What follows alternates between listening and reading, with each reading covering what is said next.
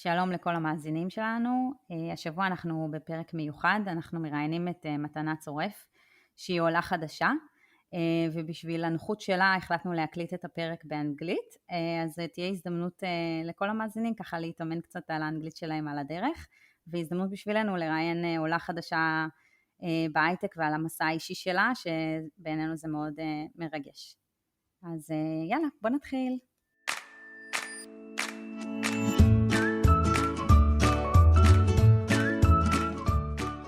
Hi, my name is Metana. I'm the VP Risk and Compliance at Melio. I'm אביב לוין. And I'm Simona Balski, and welcome Matana, and thank you for being with us today. We're really excited. Can you please tell us a bit about Melio and what the company does? Sure. So basically, Melio is a payments company, but I think that's one of the least interesting things that we're doing here. It's a B2B payments company that focuses on the small business ecosystem, which is a traditionally underserved portion of the business payment space. Amazing. I'm sure we'll touch upon the company later on, but I would like to start with your personal story. You moved to Israel after university. Where did you move from? Can you share a little bit about what happens on the process? Sure. So I finished my first degree in the States in Boston at a small school called Suffolk University. I studied finance and global business. I finished up in 2009, which was not a great time to graduate with a finance degree. And I'm not the kind of person who could move back home with the parents. So I heard about opportunities to come volunteer in Israel. I did that. So I came here mid-2010, and I spent about 6 months doing volunteer work. During that period, the kind of system worked, and I understood I could move here for a short period, I could get a second degree, I could get some work experience. So I did that. I made Aliyah in 2011, and I did my second degree at the IDC. I did an MBA in global business and strategy, and then I started working. As an Ole, I know there is a major challenge in like landing on in your first job. Can you share a little bit about how did you do that and what was that first job? Sure. So my second degree was a executive MBA. So it was 2 days a week. I had school, went Sunday evenings and Friday mornings. And then the rest of the time I had to pay rent in Tel Aviv. So I was looking for a job where I could use my English, but I knew I didn't want to be a salesperson. So I got a job at a Forex company. I know this has a certain connotation, a negative reputation. I was in the back office in the finance team. So what that meant was I was processing withdrawals and deposits for our users. It was in the States. I had worked in consumer banking a little bit. I was a bank teller, so I was familiar with that side, the front end. But this was kind of the back end of banking, and it was my first time being exposed to some of the things that can be done maliciously in that environment. So it was the first time I saw fraud. And that's interesting. So one of first thing we say about landing a job in the tech industry is that you need a network. And as an Ole, you don't have this network, and you don't have this group of friends that you can rely upon to help you find a job. So you've built like your own way into Forex company, which is not exactly high tech, I'd say. I know that many Olim that's how they found their way to their next role through those Forex companies. And I wonder why. Maybe, before we jumping into that question, maybe start why is it easier to get into a Forex company? I think it's easier to start off in a Forex company because they pay enough for you to survive, and that is the word survive. But you are not required to speak any Hebrew. They prey on your naivety, right? It's an industry that most Israelis know to stay away from. I didn't know that when I first joined there. And speaking of networks, of friends and knowing people, I now have people who work with me here that I took from those types of jobs. But building networks, I was there for about 2 years. There was that reckoning, I guess it was the end around 2013 when all of those kind of companies were closed or offshored. They actually offered me to move to Bulgaria, and I said I didn't move to Israel to move to Bulgaria.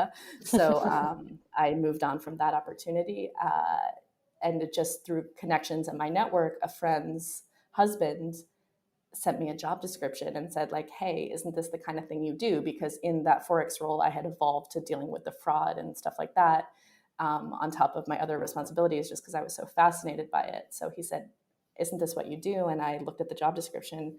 It was for a Riskified, what is today Riskified. Today, back then they barely had a website. And I said, yeah, that's exactly what I want to do. And so that was kind of how I got into tech. It was risk manager, basically. That was the first job at Riskified. I started as a risk analyst, and I eventually became a manager in that space. So what is a risk analyst? Basically, what's their responsibilities? Can you give us an example of a project you led, maybe through, I guess, few years you've been there, right? 5, if I'm not wrong? Yeah, I was there. No, but almost 4. So it was a combination. Risk analyst means a lot of things at different companies. You know, every time I open a job description, I know I'm going to get such a variety of backgrounds and applications, because risk means something at every company, something different at every company. So at Riskified, what I did was I reviewed e-commerce transactions. Like literally, you're buying shoes online. Somebody like me is on the other side saying, is this legitimate? This fed, automation efforts and different tooling efforts. So as I grew through there, I think one of the biggest projects I launched there was moving the manual review we used to review from about 7 a.m. to about 4 a.m. I had the task of switching it to completely 24/7. So how were they designed? How many people needed to work? What kind of people did we need to hire to fulfill that? So that was like one of the biggest undertakings I had to do.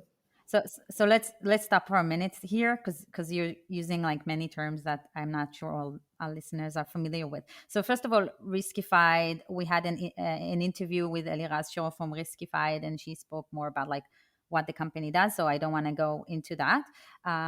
But in terms of your responsibilities, was it you had to review transactions and to make sure that the people who are making the transactions are the people who actually own the credit card and not a fraud. And you did that manually, and later on you had to find an automatic way to review the transactions? So I focused on the operations side. I managed everything related to manual review. So the team I managed did primarily manual review, and that supported ongoing automation efforts. So you didn't build like the automation process or the tooling? I built the tooling, because the tooling is how you support manual decision making to make it more efficient and accurate and present more data and things like that. Is it different tooling in every company, or it's something that from now, like in your perspective at the moment, it's something everyone uses in terms of tooling? No, it's people's tooling. People can survive a certain period of time with out of the box. The entire time I was at Riskified, it was in-house. And another project that I was very heavily involved with, I can't say I led it, was completely redesigning their tooling, their manual decision interface. Everyone brands it differently. So for example, we're in the process right now at Melio of transitioning into an in-house decisioning system. We're going to call it Sherlock, because we're detectives. We have to investigate and see what's going on. So it's a little bit different at every company, but I haven't yet been at a company that can survive with an out-of-the-box solution. So it's interesting. You are in charge of helping build, because I thought that what the company did, like that was a product of the company. And you weren't the product, you were on the risk side. So can you and also you can talk about Melio, like what's their interaction between you on the risk side and the people on the product team? So we have risk has its own product manager at Melio. We have a dedicated product manager who is responsible for the automation piece, the decision engine, also the tooling. So we're his stakeholders. We have a very, very symbiotic relationship, because risk knowledge is very esoteric and unique. So unlike, customer-facing products who interview users, he like sits with us and we tell him exactly what we need and why, and his job is to execute solutions for us based on our pain points. Interesting. Okay, so let's move on from Riskified. You moved on to a blockchain company, and I was Simplex, and I was wondering, since you moved between so many great companies, like what made you move from one position to the other at a different company? And for our listeners, like when do you recommend it's a good time to move to the next company, or staying and enhancing your skill at the same company? So I moved from Riskified because I was one of the original employees. And by the time I realized I wanted to do something else or try something new, I had kind of gotten to the top of that part of what I was managing. I realized moving to another part of the company that was interesting to me would mean potentially being managed by somebody who came in much after me or used to work next to me, or even somebody that I used to manage. And not that I can't put my ego aside, it's just a very difficult dynamic to restart inside the same company. And I was ready for a fresh start, to learn a bit, how other companies tackle these issues and what kind of patterns are out there. And at Simplex, the roles were very different. The structure was completely different. I was exposed to very different approaches and methodologies, but I also saw a lot of the same things in terms of the challenges professionally and within the fraud ecosystem. So that was really eye-opening to understand as much of it is the same, as much of it is different. It's interesting because my personal view on finding a new position is it has to be 70-30. 70% of the job you already know, and 30% you're going to learn and expand in the role. So it sounds like you kind of did the same. There was a lot that you already knew and came with the know-how, and there was a lot for you to learn. Can you share with us a little bit like what was different between the companies and what you did? Because we never had the opportunity to talk to somebody who's done kind of a similar role in so many great companies and get like a holistic view on this specific role. Yeah, of course. So at Riskified, one of the main differences that I felt immediately was at Riskified, the goal was to be extremely frictionless, that the user did not feel you, that the SLA was as fast as possible, the touch points with that, because our customers were not the end users. Our customers were the merchants whose end customers we were reviewing. So it was like very low friction, very figure it out behind the scenes, don't talk to the user. At Simplex, because they were the direct payment processor and the end user was their user, it was a lot more comfortable. You could ask for documentation or additional information. It was much more pro friction, not pro, but comfortable with that. And so seeing those two sides of the coin, when I came to Melio, I had a good understanding of the pros and cons of both approaches. For people who are not familiar, can you say in one sentence what Simplex does? They allow people to pay for cryptocurrency with credit cards and debit cards.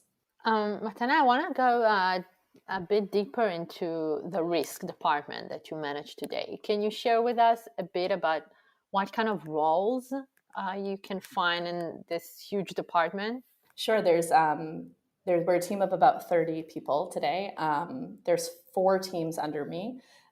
Research and analytics. So they work very closely with as I mentioned, our product manager, our developers, looking for rules and features that will help us automate segments, good ones and bad ones.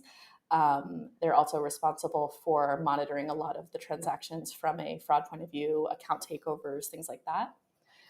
Then there's the compliance team. So making sure our decisions are clear and explainable for end users and internally.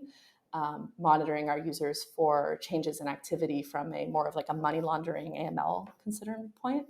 And also they manage how we communicate with our end users. So when we do talk to end users, it's usually about policy and compliance point of view issues. So they manage the tone we use with users, the type of things we tell them or don't tell them.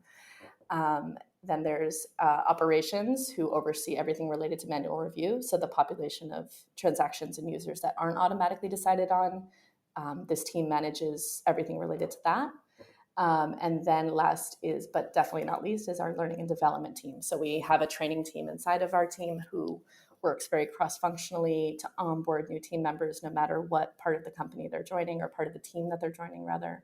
And ongoing education within the department. So our product is constantly evolving. The risk and compliance threats evolve with it, and making sure we're all up to date. Who are your end users now at Melio that you were protecting? Small businesses in the US. Wow. So there are many, it sounds like there are many like job opportunities under like risk sounds like something very, very specific, like you said, but it seems that it's a whole department. It's a big department with many, many different roles inside the department. So another thing for our listeners, it's worthwhile digging in and understanding what are the opportunities within this specific department. But my question to you, for people who are looking to join Melio or to join other companies under this department, is what kind of skill set or experience you expect from people that are coming to work in the risk department? So there's not like a fraud degree that, there's a lot of, it's getting more and more out there. There's a lot more resources. There's a lot more materials. But I think one of the most important characteristics is curiosity. It's a way of thinking.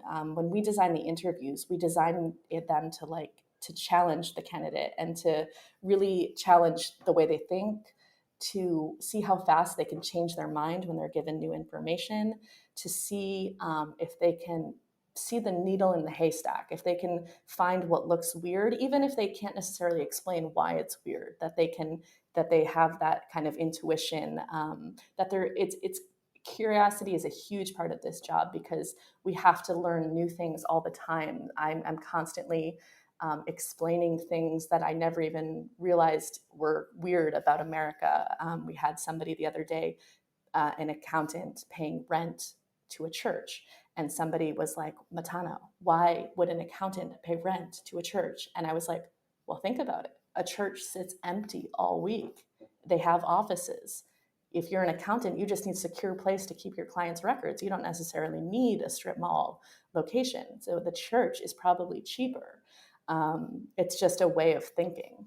Can you give maybe an example for a question you ask on an interview? So an example of a question is, we show people two sets of data. We say, this is an example of a user, a list of examples of users, fake ones, of course.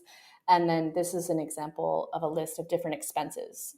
And then we ask them to match these profiles. So this type of business and this type of expense set. And then we go in deeper and say, okay, and can you flag the payments inside this that don't necessarily make sense? And then we further interrogate that. So for example, if we show you a gardening store and they're paying a private school tuition, why, of course we can say maybe they're trying to sneak a personal expense through the business, but we can start interrogating, but maybe why it's illegitimate, and see how, start giving them more examples and see how fast they can change their minds and adapt to new information and new criteria. It sounds like Sherlock is really very related. It's a good to name. You. It sounds like you also need to be kind of like also an investigator by heart type of person. Yeah. What does risk mean in a startup company? How did you even understand what you have to do? Like, who taught you? How did this came about? So it was kind of something I learned on the way. When I was at the Forex company, it was the first time I saw this kind of activity and these red flags.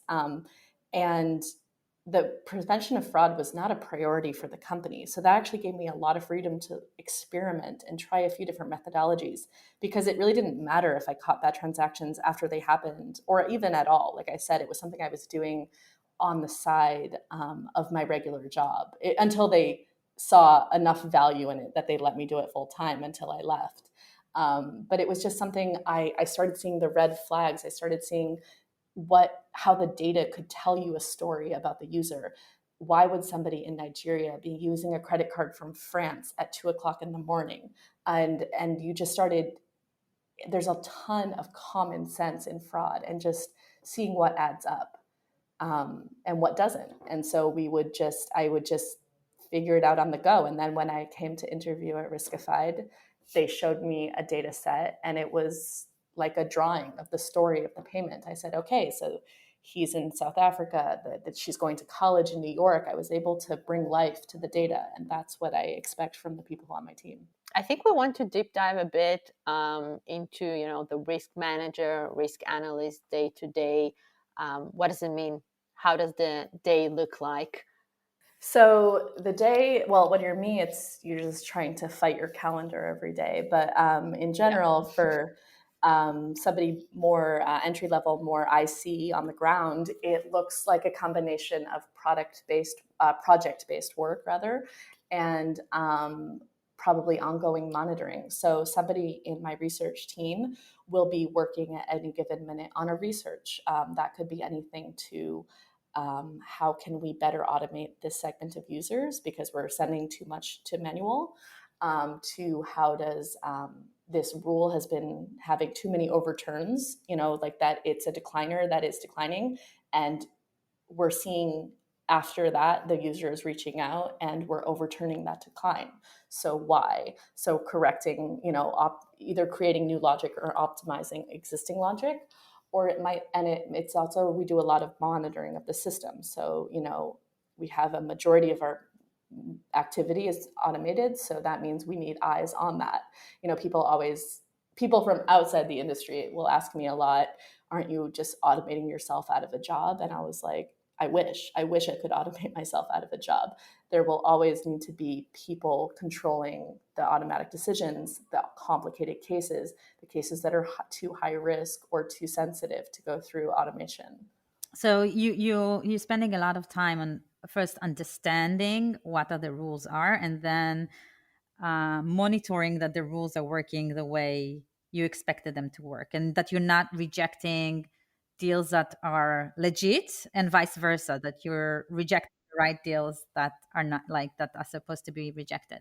And who do you interact with? Like who? So now you're at a VP level, but like you said, an individual contributor who's sitting in the risk department. Like, who do you interact with in terms of the day-to-day work? Do you work with a product team? You said yourself you have a product person internally, so yes, you work with a product person. Do you also work with the business team? Like how, like who you're talking to on the day-to-day basis? Interact with clients? I don't know, is there any interaction with like end users or the businesses itself, like the medium business? Risk interaction with end users is never the happy flow. So we don't like to, we don't want to, we really prefer not to, but we do of course have to sometimes. And it's inside our compliance function because it's a very specific way you have to talk to users about good and bad activity. We interact with almost every other product function in the company because we move money. There is risk everywhere. So how we collect our users' information, what information we collect, what we can make optional, what we must make mandatory. And then even as the product matures, saying, okay, we see that over $100,000, this is just an example, it's not true, but if over $100,000 we're asking for invoices 70% of the time, we should just require that in the product. So bringing these kind of insights to other product teams. We work a lot with support because, again, there's some transparency issues around risk. We can't always be fully transparent. So they have to escalate cases to us.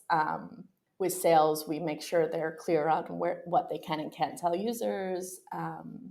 With biz dev, actually, it's funny because sales and biz dev are similar functions, but sales, it's talking directly to the end user, and biz dev is talking to partnerships. So their touch points with us are very different because with partnerships, we have to kind of open the jacket and show them all the parts. And so it's show them how you work, basically. Mm-hmm. Yeah. When you do and things like that. Yeah. Mm-hmm. So basically you're talking to everybody at the company. It's Yeah.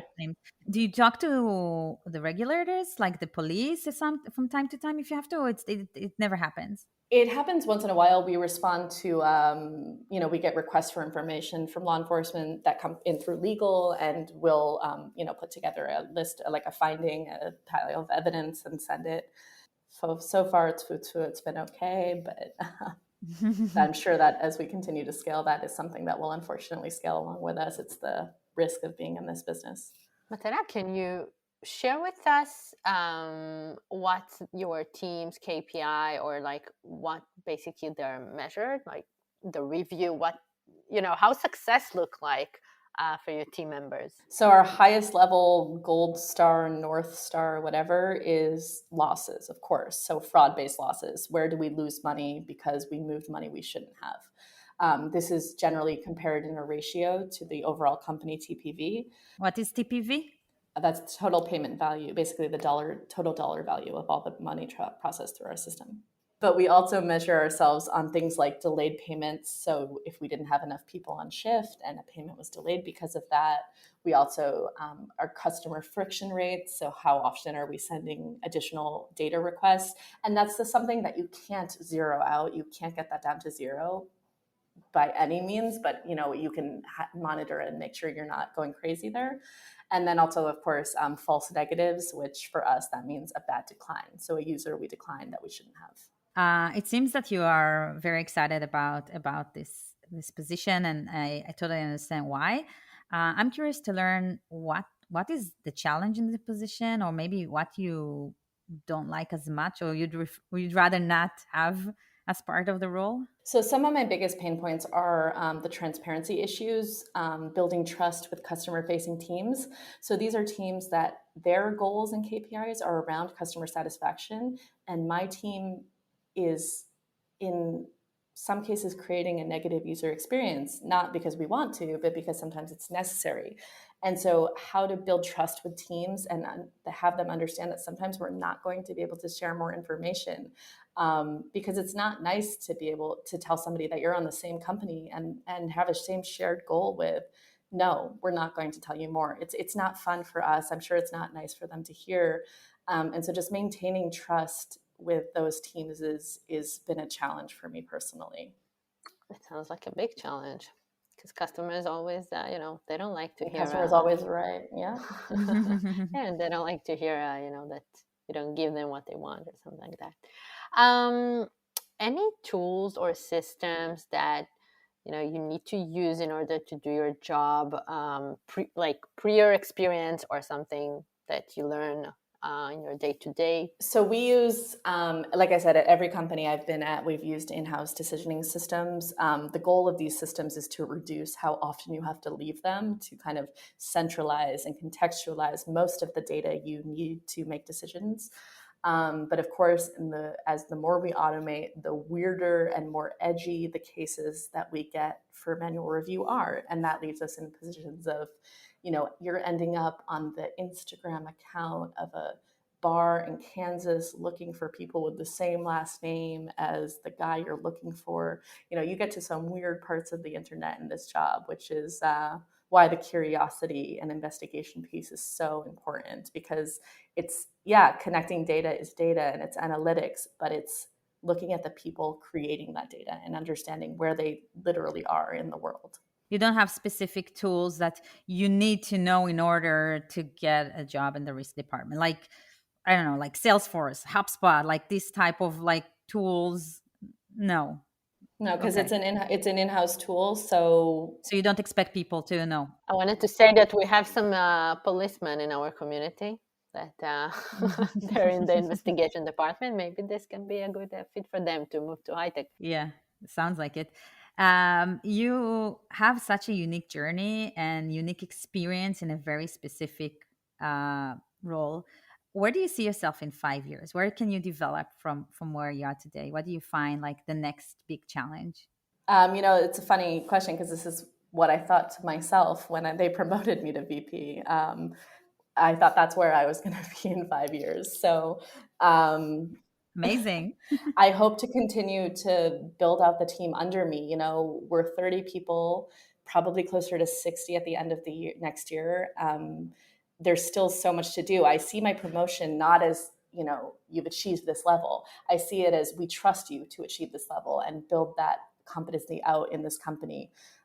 When I got the promotion, that's how I felt about it. It wasn't, you are a VP. It's, you will be a VP, and we will not make somebody else a VP over you, and you will build this in this company. And that's what I'm doing. How is your responsibility different now that you're a VP? Is it more like managerial aspect, or is it like, where do you see your personal growth in this new role? So in this role, I see my biggest goal as being the advocate for my team and our function, which is critical at a payments company, outside of the team. So making other people, other stakeholders in the company understand why they need to include us in the conversation, or listen when we're saying this is a red flag, or trust that have the best interest of the company at heart. We grew, I don't even know, you see the headlines, 700-800% in the last 2 years.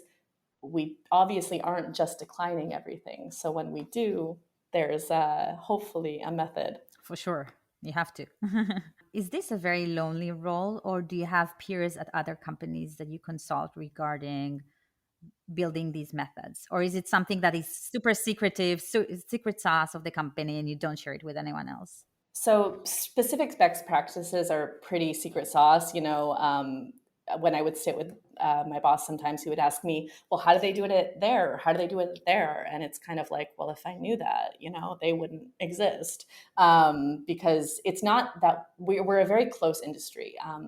I can't tell you how many times I've been at interviews and I've met with people who later I found out they were up for the same job at me at different companies. It's incredibly small community, but the specifics are not super shared. It's also a pain point, by the way, because if we know somebody's fraud, I have people on my team who were in other roles at Riskified. They tell me, oh, we know this fraud pattern from Riskified. And so, fraud moves between these companies, so do we, but the companies aren't talking to each other. And then I've been in fraud forums where we talk about this a lot, like the info sharing, but it's also, there's two main issues. The reason we can't data share is because it's private data that would get us in a lot of trouble, because these are real people's data, the victims.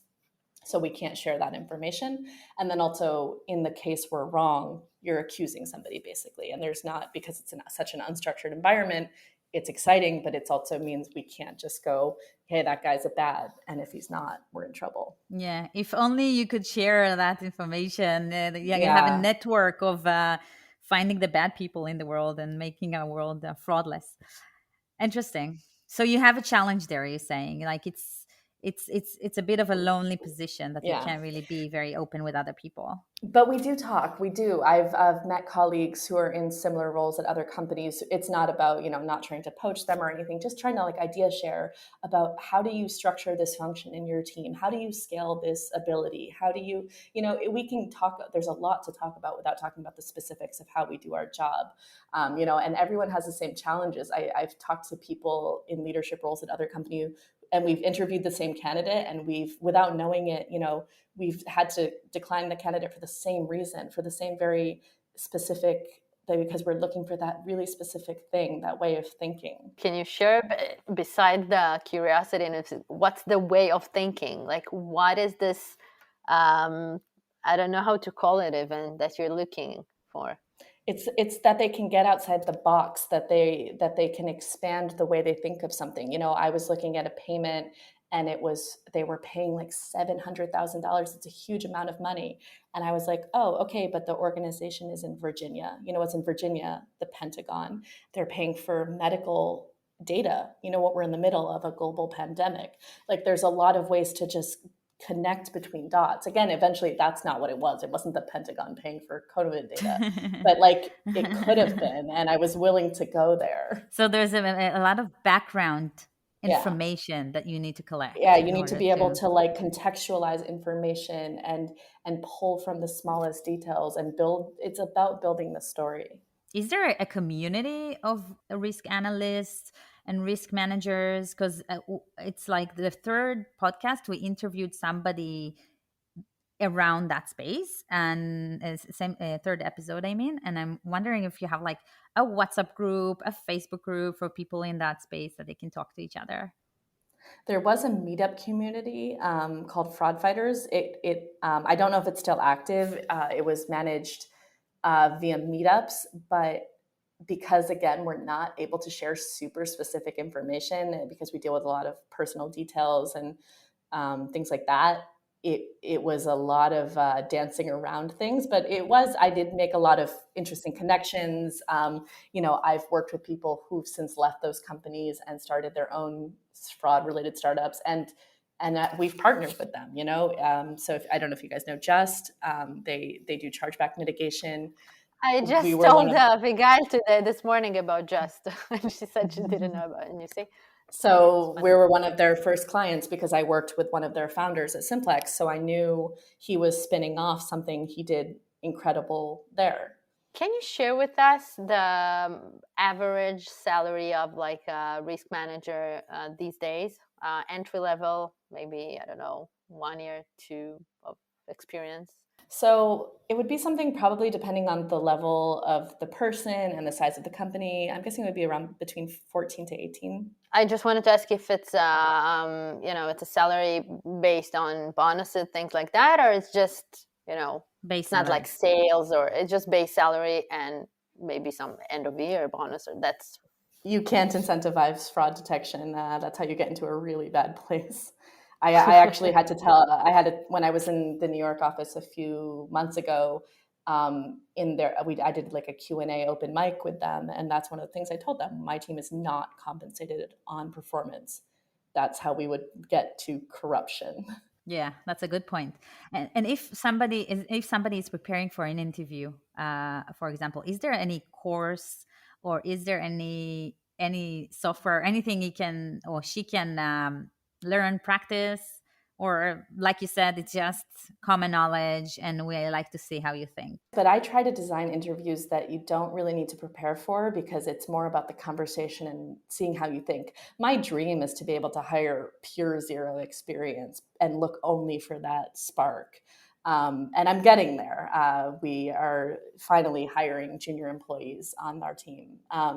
But for some of the research roles, you do, of course, need an SQL background and things like that, a data background. But my dream is to, of course, it's not practical, but to do all of that in-house, because then I could just hire completely on the spark that I'm looking for. So people on your team are coming from what kind of backgrounds? Maybe you can share a little bit.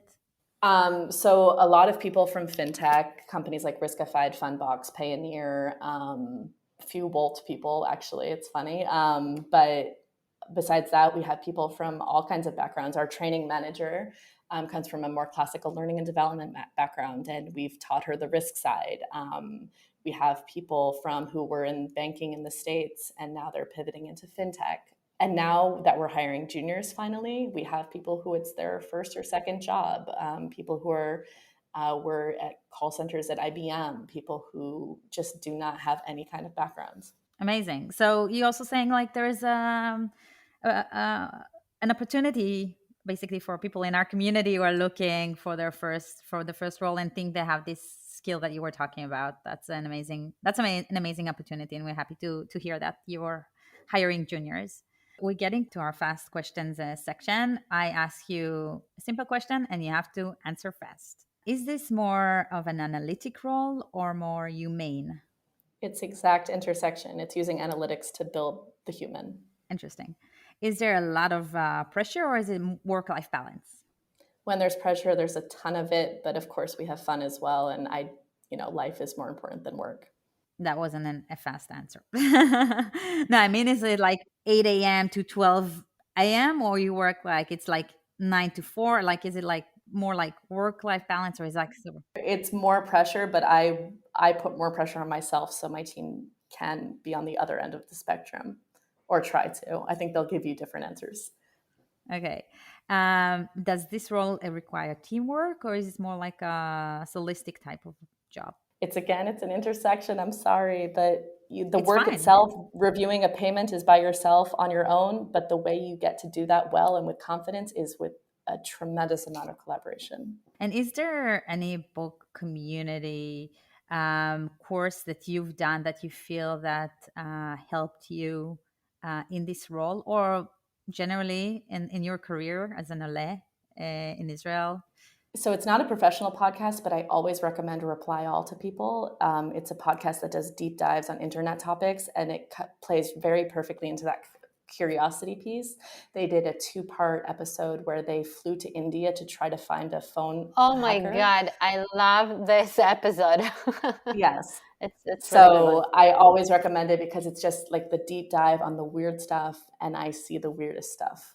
And another question, really from your perspective as an Ole, is there any tip for other Olim listening to this episode that you can, because from my perspective, you've built an amazing career. And I'm wondering for somebody new, a newcomer, if you have any tips. Get in somewhere, do whatever job you have to do the job, do it well. When I was at Riskified, I did 24/7 shifts for a long time. I was up all night doing manual review in my mid-20s. Some people might find that like not, beneath them. I didn't. And I learned so much. And also as I became the manager of the people working 24/7, I had a ton of empathy. I knew how it was. And I knew how to manage it in as humane a way as I could. And really use your network, use your coworkers like they're your family now. So at Riskified, I had coworkers who, they helped me adopt cats. They helped me find apartments. I don't speak Hebrew, so they helped me order a cake for my husband when he graduated university. Like they helped me read medical results. We went through everything together, and be open to that, because Israelis are some of the warmest people. The Sabra thing, you got to get in there. And once you're in there, it's family. Amazing. So break out of your only Olim network and try to make some Israeli friends as well. Yeah. Most of my friends are not Americans at this stage. That's a great and a very important tip in my opinion. So Matana, thank you very much. I learned a lot, and it sounds like a fascinating space. We encourage the listeners to keep practice their English, and to follow our podcast, and to join our community at Facebook, תפקיד, spelled in Hebrew. And see you on the next episode. Thank you, guys. Thank you so much for your time.